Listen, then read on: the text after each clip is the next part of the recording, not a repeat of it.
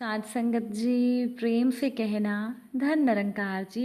एक नई साखी के साथ स्वागत है आप सभी का आपके ही अपने चैनल पर।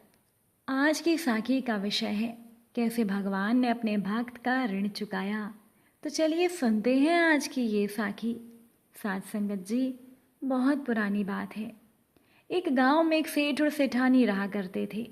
वो सेठ भगवान गणेश जी का बहुत बड़ा भक्त था। वो हमेशा गणेश जी की पूजा करता था। वो सेठ कोई भी काम करने से पहले कभी भी भगवान गणेश को याद करना नहीं भूलता था।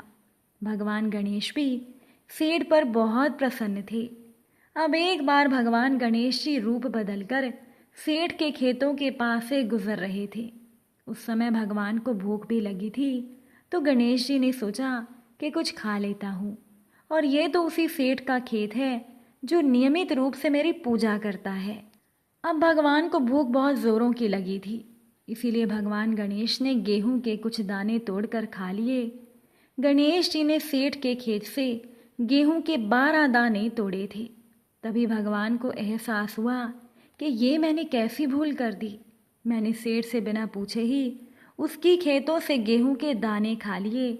ये तो एक तरह से चोरी हो गई और इस बात का दंड मुझे स्वयं भोगना होगा। ये सोचकर अब गणेश जी ने एक साधारण लड़के का रूप बनाया और फिर वो सेठ जी के पास पहुंच गए। वहां जाकर भगवान सेठ जी से बोले, प्रणाम सेठ जी, मेरा नाम गणेश है, क्या मुझे कोई काम मिलेगा? मैं बहुत दूर से आया हूँ। अगर आप मुझे कोई काम दे दोगे तो आपकी बड़ी मेहरबानी होगी।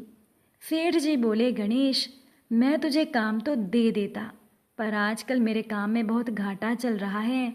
मैं तुझे वेतन तो नहीं दे पाऊंगा। हाँ, मेरे पास तेरे लिए 2 समय की रोटी और रहने की जगह ज़रूर मिल जाएगी। गणेश जी ने कहा, ठीक है सेठ जी, मैं सारा काम कर लूँगा, आप चिंता मत करिए।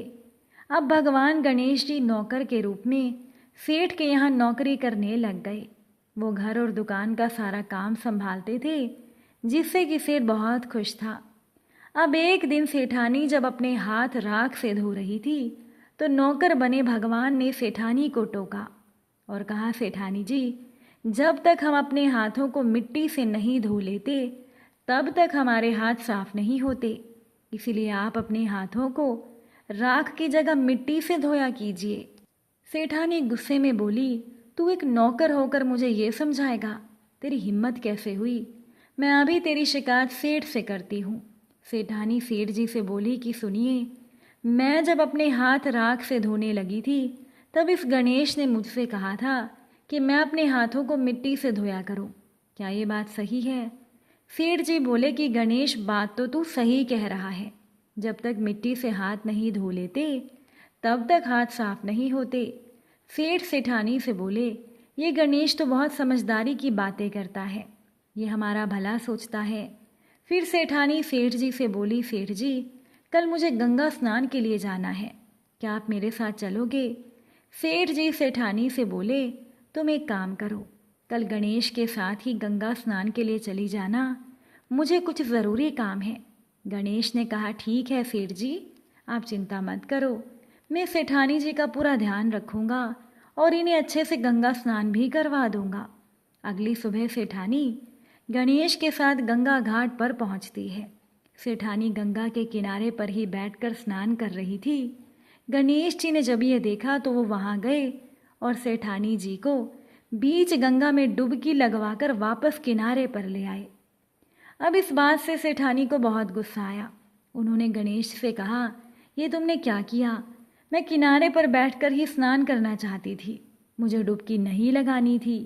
तब गणेश ने कहा, सेठानी जी, जब तक गंगा स्नान के लिए गंगा जी में डुबकी ना लगाई जाए तब तक वो स्नान पूरा नहीं होता, तब तक मोक्ष की प्राप्ति नहीं होती। गंगा स्नान तो डुबकी लगाकर ही पूर्ण होता है। सेठानी जी ने गणेश को कहा, मुझे ज़्यादा समझाने की ज़रूरत नहीं है। सेठानी घर जाकर ये बात सेठ को बताती है। तब सेठ जी गणेश से पूछते हैं कि तुमने ऐसा क्यों किया? गणेश ने कहा, सेठ जी, जब तक हम गंगा में डुबकी नहीं लगा लेते तब तक गंगा स्नान पूर्ण नहीं होता। मैं सही कह रहा हूँ ना? और किनारे पर बैठकर गंगा स्नान करने का क्या फ़ायदा? सेठ जी बोले, ये गणेश तो बड़ी बुद्धिमानी की बातें करता है, हमारे बारे में कितना अच्छा सोचता है। इस तरह से गणेश अब सेठ के सारे काम करने लगा था। यूं ही दिन बीत रहे थे। गणेश के आ जाने से अब सेठ जी का व्यापार अच्छा चलने लगा था। एक दिन सेठ जी ने अपने घर पर पूजा का आयोजन किया और गणेश से सेठानी जी को बुलाने के लिए कहा। उन्होंने कहा कि गणेश जाओ और सेठानी को पूजा के लिए बुला लाओ, पूजा का समय हो रहा है। गणेश ने कहा, ठीक है सेठ जी, मैं अभी सेठानी जी को बुला कर लाता हूँ। अब गणेश सेठानी जी को घर में बुलाने चला जाता है तो गणेश ने देखा कि सेठानी जी ने पूजा के लिए काले रंग की साड़ी पहनी थी। वो सेठानी से कहता है, आपने ये काली साड़ी क्यों पहनी है? आप पूजा में काली साड़ी ना पहनकर लाल रंग की साड़ी पहन लो, क्योंकि पूजा में लाल रंग शुभ माना जाता है। सेठानी बोली, मैं काली साड़ी ही पहनूंगी, मैं कपड़े बदल चुकी हूँ, अब मैं दोबारा तैयार नहीं हो सकती। और तुम मुझे उपदेश देने वाले होते कौन हो? मैं अभी जाकर सेठ जी से तुम्हारी शिकायत करती हूँ। सेठानी जाकर सारी बात सेठ को बताती है। सेठ जी सारी बात सुनते हैं और कहते हैं, ये बात हमें याद नहीं रही, गणेश ठीक ही कह रहा है, पूजा कार्य में लाल रंग शुभ माना जाता है। एक काम करो, तुम लाल रंग की साड़ी पहनाओ। सेठ जी सोचने लगे कि गणेश तो हमेशा हमारी अच्छाई के बारे में सोचता है, वरना कौन आजकल किसी की भलाई के लिए इतना सोचता है। उस दिन सेठ जी ने अपने घर में गणेश पूजन का आयोजन किया था। तब गणेश मूर्ति के स्थान पर बैठ जाता है। ये देखकर सेठ को बहुत गुस्सा आया। उन्होंने कहा, गणेश, ये कहाँ की समझदारी है? मैं तो समझता था कि तुम बहुत समझदार हो, बड़ी बड़ी ज्ञान की बातें करते हो, और आज तुम ही अज्ञानी बनकर उस स्थान पर बैठ गए हो जो गणेश जी की मूर्ति का स्थान है। गणेश बोला, अच्छा, फिर तो मैं बिल्कुल सही जगह बैठा हूँ। देखते ही देखते गणेश भगवान गणेश जी के रूप में आ जाते हैं।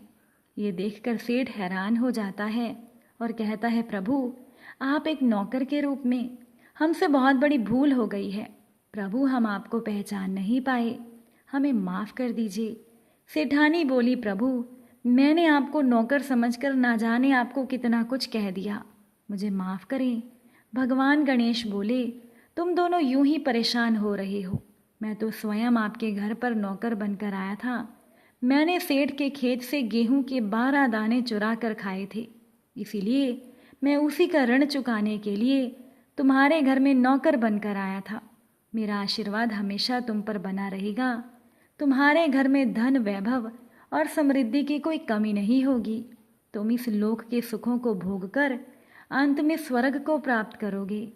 इतना कहकर भगवान गणेश जी अंतर ध्यान हो गए और उस दिन से सेठ और सेठानी के घर में खुशियों के भंडार भर गए। साथ संगत जी, आज की ये साखी आपको कैसी लगी कमेंट करके ज़रूर बताइएगा। आप सभी से फिर मुलाकात होगी नई साखी और नए विचारों के साथ। साथ संगत जी, प्यार से कहना, धन निरंकार जी।